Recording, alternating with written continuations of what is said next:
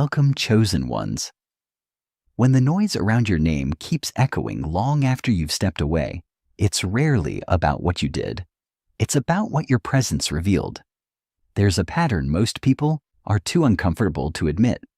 The moment you stop fitting the narrative they built for you, you become the disruption they can't control. So they repeat the same story, louder each time, hoping volume will replace truth. But repetition isn't proof, it's panic. Because when someone grows beyond the version others needed them to stay in, it forces a confrontation no one volunteered for. And instead of facing that reflection, they aim it at you. Not to define you, but to avoid redefining themselves.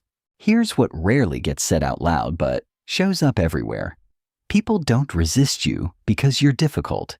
They resist you because you're undeniable. When your behavior, your growth, or even your silence starts clashing with what a group has agreed to believe, it creates tension they can't easily explain. And tension demands resolution. But real resolution would require honesty, accountability, and change, things most aren't ready to face. So instead, they redirect the pressure onto you. Not because you're wrong, but because you're inconvenient to the version of reality they've settled into. And rather than rebuild that version from the ground up, they try to remove the one person who proved it was never stable to begin with. And let's strip it down to what's real. If you truly had no impact, your name wouldn't still be circulating in rooms you're no longer in. People don't revisit what's irrelevant. They forget it. The fact that the narrative keeps getting retold, reshaped, and reinforced means something about you never fit neatly into the version they tried to file away. Time was supposed to erase you. Distance was supposed to weaken your presence, but it didn't. And that's what unsettles them. Because when something endures without effort, without defense, without even being present, it exposes that what they're fighting isn't you as a person, but the imprint you left behind that refuses to fade. But here you are, still grounded, still moving forward, still showing up like something they couldn't shut down, no matter how many times they tried. And that's where the tension starts to surface, because patterns don't stay hidden forever. People begin to notice that while you've been evolving, adapting, expanding, the narrative around you hasn't changed at all. Same accusations, same tone, same recycled energy. It starts to feel less like truth and more like a script that needs constant rehearsal to stay alive. Because without someone actively keeping it going, it collapses on its own. And the more you grow without acknowledging it, the more obvious it becomes that what they're maintaining isn't reality. It's a version of you that no longer exists. And every time they bring it up again, it pulls more eyes in, people who weren't even there in the beginning, now quietly questioning why the story refuses to end. That's where the shift happens, because what was meant to highlight your flaws starts highlighting their fixation. The pressure they applied wasn't neutral. It revealed intent. They were waiting for inconsistency, for a misstep, for something to justify the narrative. But instead, what kept showing up was alignment, steadiness, growth without noise. And that kind of outcome doesn't fit the script they were relying on. Because control only works when the outcome is predictable. And you stopped being predictable the moment you stopped playing your assigned role. So when the noise doesn't die down, when it stretches past logic, past reason, past the point where even outsiders start to question it, that's no longer random. That's a slow reveal. Because at some point, persistence stops looking like conviction and starts looking like exposure.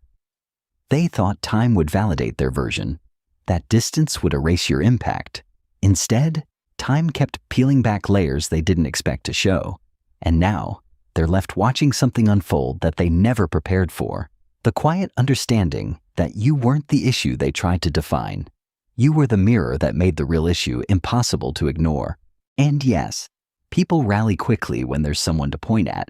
It gives them direction, a shared focus, a sense of unity. But that unity is fragile when it's built on expectation rather than truth. Because the moment the person they chose doesn't break, doesn't react, doesn't unravel the way they predicted. Everything starts to feel unstable. The timeline they relied on slips. The outcome they were certain of never arrives.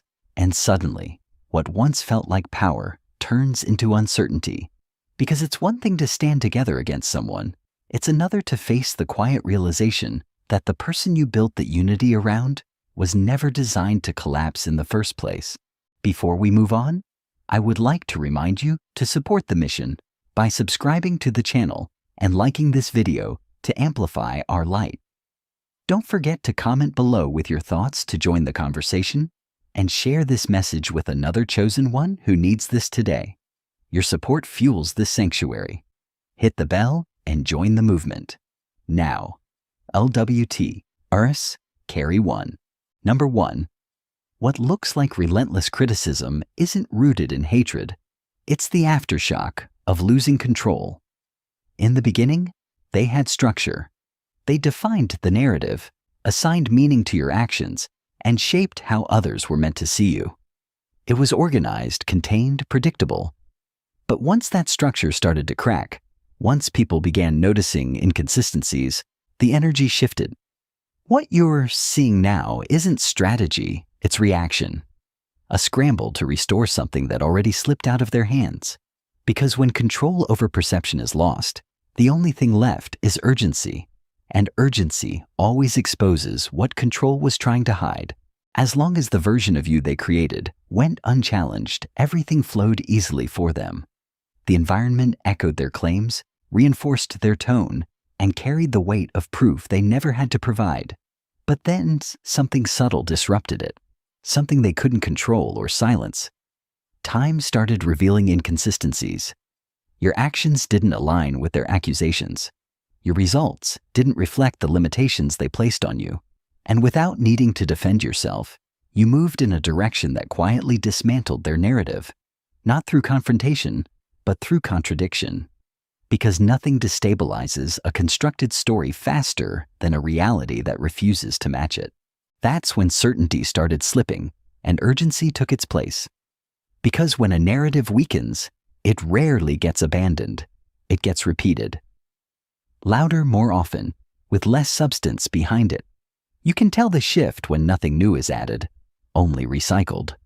The same points, the same tone, the same insistence, as if repetition could restore what reality already dismantled. But repetition isn't strength, it's maintenance. It's what happens when belief is no longer stable on its own. Because if something is grounded in truth, it holds without effort. It doesn't need to be constantly reintroduced, re-explained, or defended. Only something fragile demands that kind of attention. What unsettled them most wasn't resistance. It was your absence of it. You didn't rush to correct, defend, or explain, and that silence forced something uncomfortable to surface. While they kept narrating a version of you, your actions kept contradicting it without effort. That contrast grew louder than any argument could. And in that space between what was said and what was seen, tension built. Because pressure doesn't just reveal truth, it reveals intention. And once that happened, it was no longer about fairness or resolution. It shifted into preservation, not of the community, but of the narrative that made everything feel justified. You also moved past the timeline they were relying on. Most pressure tactics are built on the assumption that sooner or later, something will crack, emotion will spill over, composure will slip, and the reaction will validate everything they claimed. But when that moment never came, the strategy lost its direction. Because without a reaction to point to, there's nothing to anchor the narrative to. And that's where uncertainty begins. People who depend on provoking outcomes don't know how to interpret control. Your restraint didn't just protect you, it disrupted the entire framework they were operating from. So the intensity increases, not out of strength, but out of limitation. When no new angles remain, volume becomes the substitute for substance. That's why it starts to feel disproportionate, almost detached from reality. Because what you're witnessing isn't a response to who you are now. It's a reaction to a version that no longer exists. They're not debating facts. They're resisting outcomes that already proved them wrong. And beneath all of it is an awareness they can't quite silence. Because stopping would mean acknowledging the shift. It would mean admitting that what they built didn't hold, and that you did. If this message is helping you find clarity, please take a second to subscribe and join the Cosmic Chrysalis family. It's the best way to ensure you never miss a spark of guidance. Also, if you could like this video, it helps YouTube share this light with others who might need it today. I'd love to hear from you in the comments now. Let's carry on. Number 2, what they're being confronted with now isn't just your presence. It's the collapse of everything they predicted about you. From the beginning, this wasn't casual attention. It was observation with intent.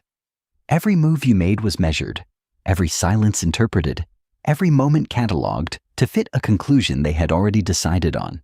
They weren't just watching, they were waiting for confirmation. But instead of validating their expectations, your consistency started rewriting them. And now, they're left facing something they didn't prepare for. The realization that the version of you they studied was never the full picture. They built a model for your collapse, expecting a familiar pattern to play out. Maybe you'd react emotionally, lose control, or fall into the same cycles they've seen countless times before. It wasn't guesswork. It was projection based on past outcomes. You were expected to follow that script, to confirm what they already believed about pressure and how people respond to it. But you didn't. And that's where everything unraveled. Because instead of breaking in a way they could recognize, you remained steady. Not dramatic, not reactive, just consistent. And that kind of response doesn't fit into a prediction. It invalidates it. The pressure didn't distort you into what they expected. And that disruption spoke louder than any defense ever could. Because once consistency holds under strain, the usual explanations start to fall apart. You didn't need to fight your way out of the narrative. You moved beyond it simply by staying intact. And what truly dismantled their expectations wasn't a moment, it was duration. Time became the evidence they couldn't argue with. Anyone can maintain an image briefly, but sustaining clarity and composure over extended periods of tension, misinterpretation, and quiet scrutiny exposes what's real. And what's real doesn't fracture on schedule. Endurance has a way of stripping everything down to what actually holds. And what surfaced was undeniable.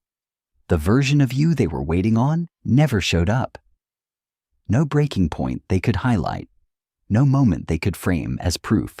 No reaction that aligned with what they had prepared for. That absence created a gap they couldn't easily explain. Because without behavior to justify their stance, the focus quietly shifted. It was no longer about what you were doing. It became about why they were still responding the way they were. And that shift is where the real discomfort begins. So the lens changed. It was no longer about what you did. It became about the fact that you endured it all. Your steadiness was reinterpreted, your silence questioned, your composure turned into something they could label and manage.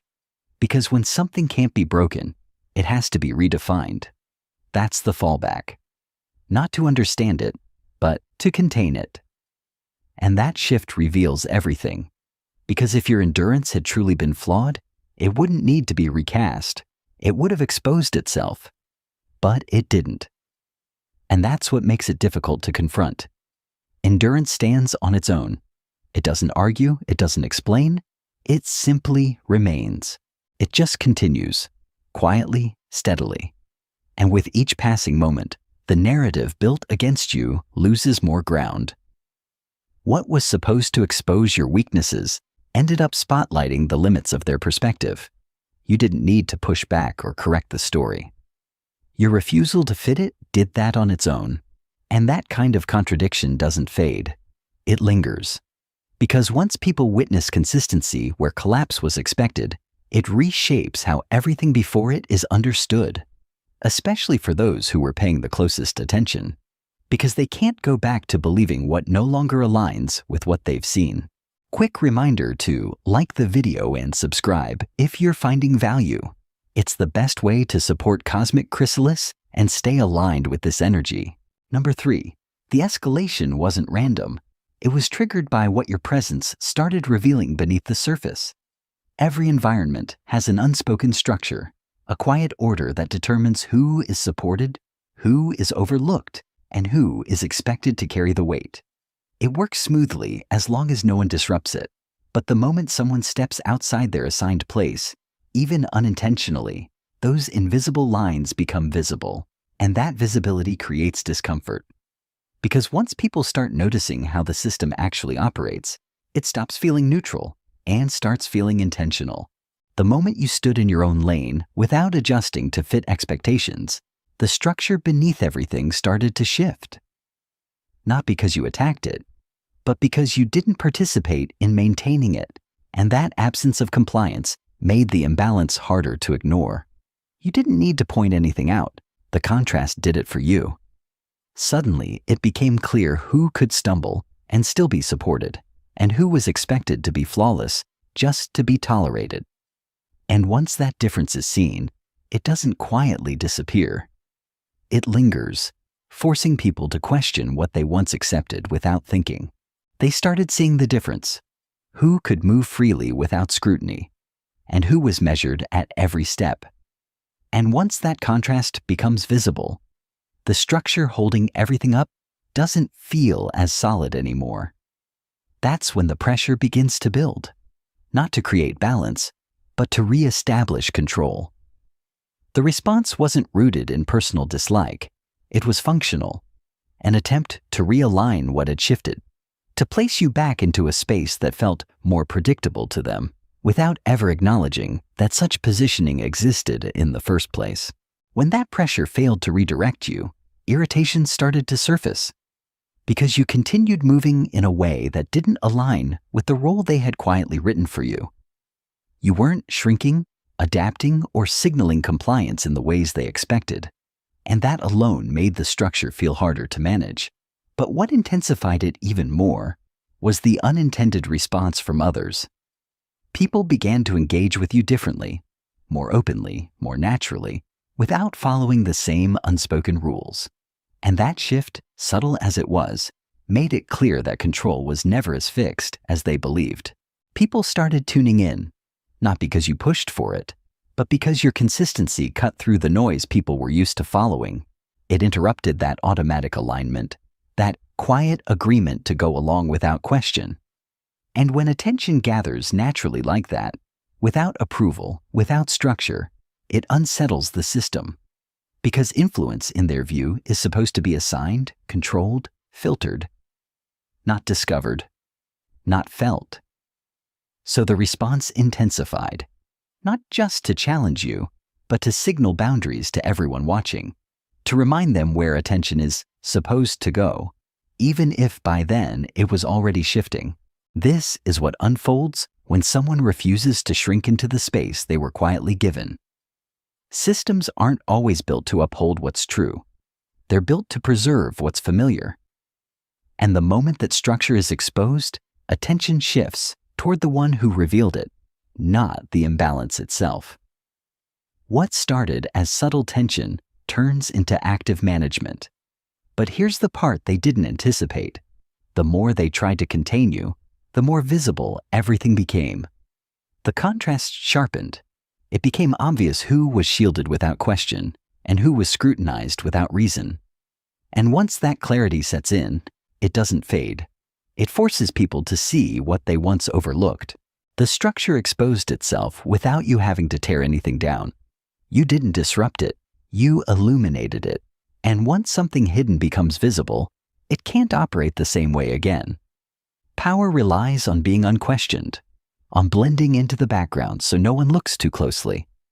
But your presence removed that cover, not through confrontation, but through clarity.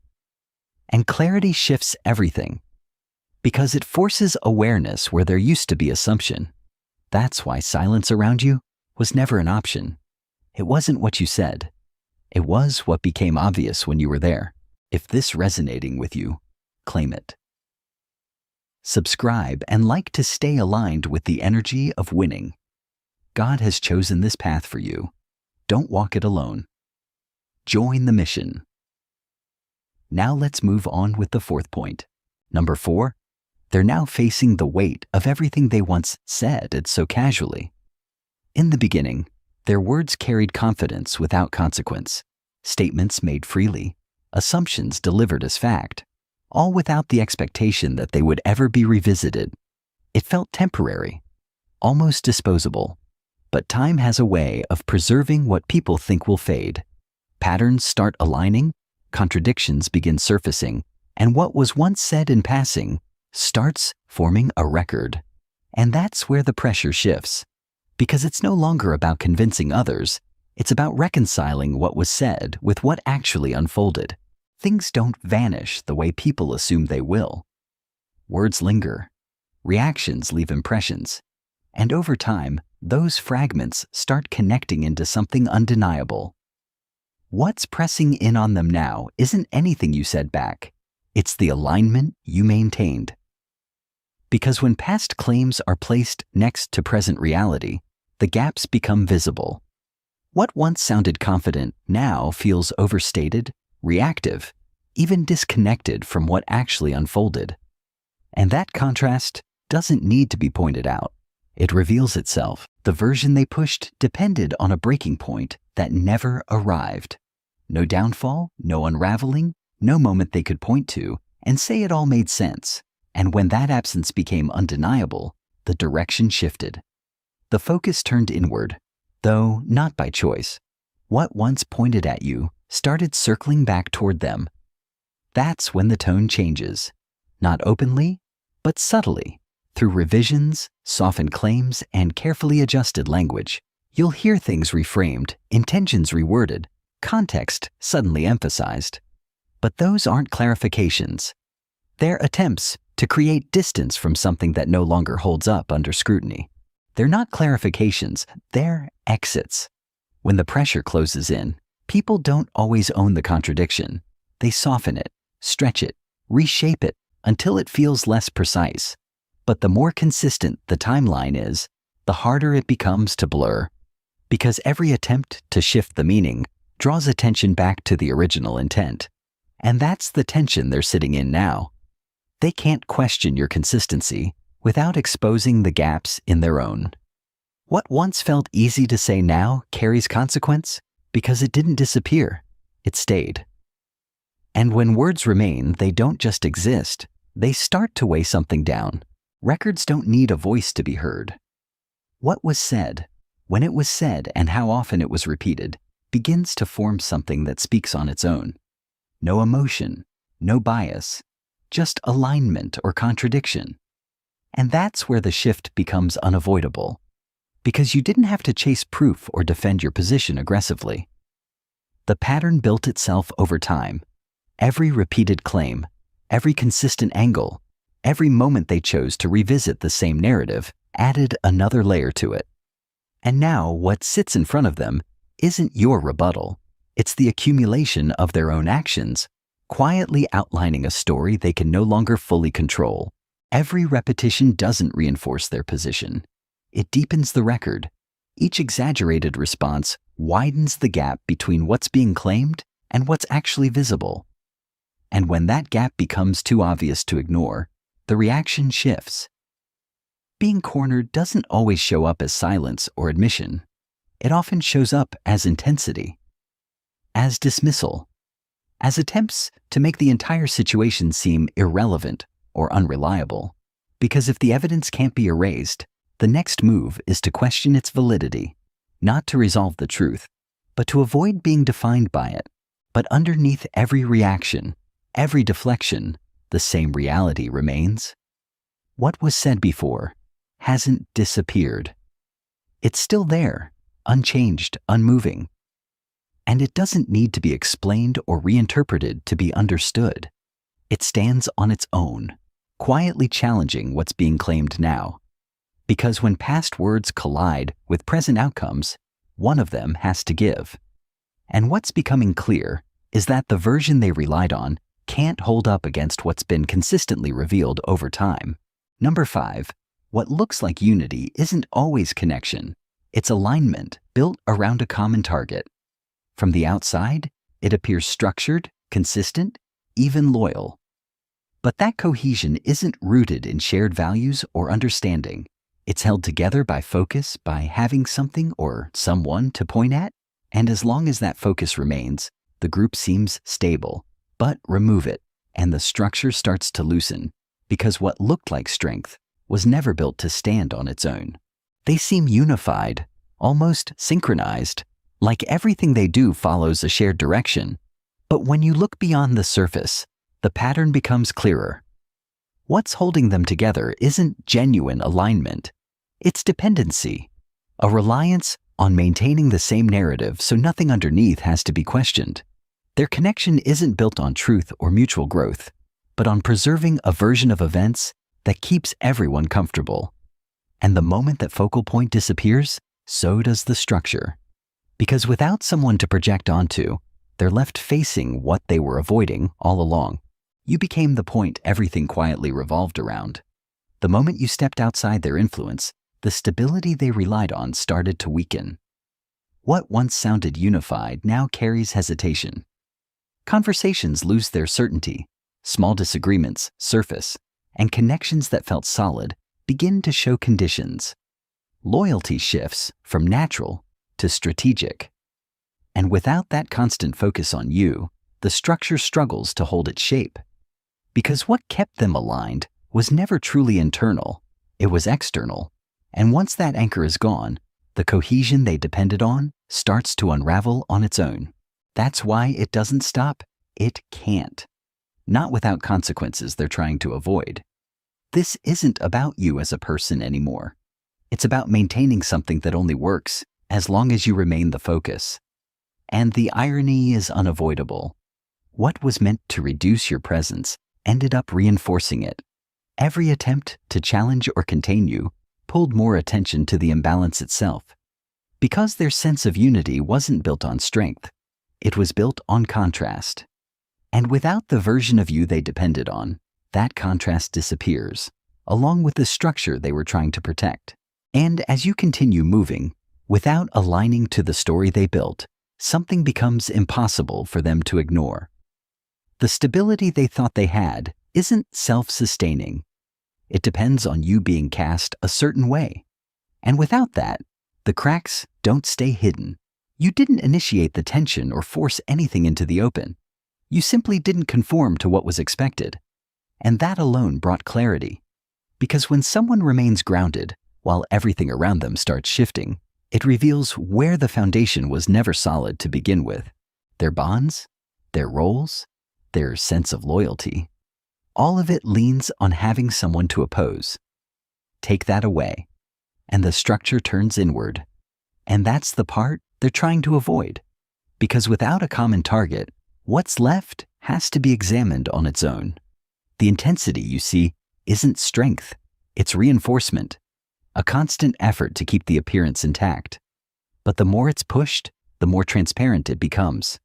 Every repeated claim, every amplified reaction, every attempt to pull others back into alignment doesn't solidify the structure. It reveals how much effort it takes to hold it together. They aren't anchored in something real. They're aligned against something. That's the difference. What looks like unity is actually dependence, and dependence becomes unstable the moment it's no longer fed. Watching them try to hold that structure in place while you remain unchanged makes the truth harder to hide. Because if their foundation were built on anything solid, it wouldn't require constant reinforcement. It would stand on its own.